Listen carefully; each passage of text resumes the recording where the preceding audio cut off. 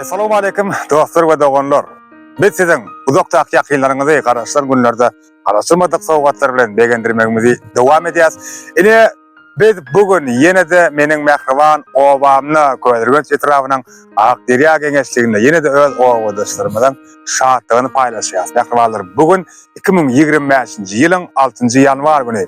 Şöhrat Mehmet Kuluyev'in devletli oğuzluğunda Şöhrat Can'ın Tövür oğlunun mehriban perdendinin Ferhatcan'ın şanlı bir yaş toylanıyor. Onun mehriban adamlar Şöhrat'ın öz perdendine oğluna yollar. Acayip soğukatları, acayip arzular bilen devam edeceğiz.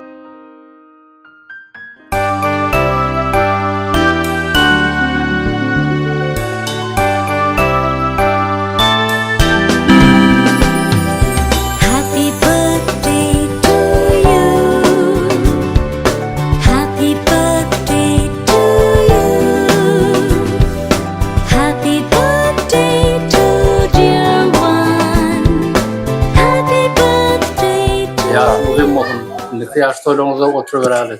Yaş toyluğu kutlu olsun. Hem bana da şunu yaş toyluğu nesip ediverdim. Atın yaşı uzun olsun. Uzak yaş, uzak devletli büyük olsun. Kaçaklan toyu olsun. Adlarla hazır olsun. Hem bana da şunu yaş toy olsun. Ferhat yaşın uzun olsun. Mıdama toy olsun.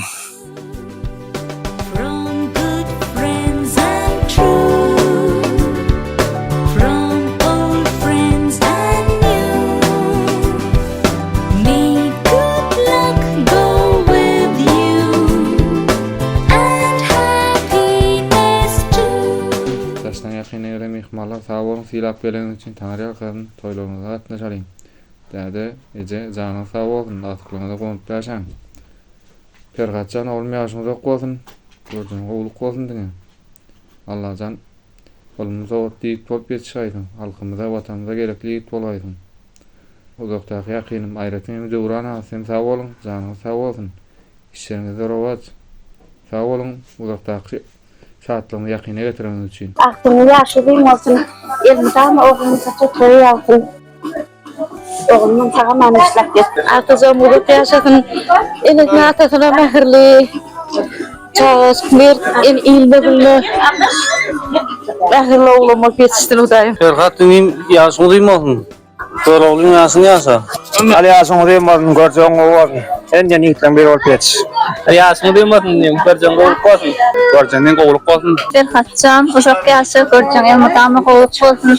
Ferhat onun yaşı düğüm olsun, göreceğin oğluk olsun. Ve tali rakipli çağaların biri ol yetiştin Allah'can. Yeğencim yaşını benim olsun Allah'can, böyle oğlun yaşını versin. Dövrana az, size köp sağ olsun. Edin fena stüdyosu işlerinizi sizi arzu edin. Ferhat uzak yaşı, Ferhatcan yaşını düğüm olsun, canın sağ olsun.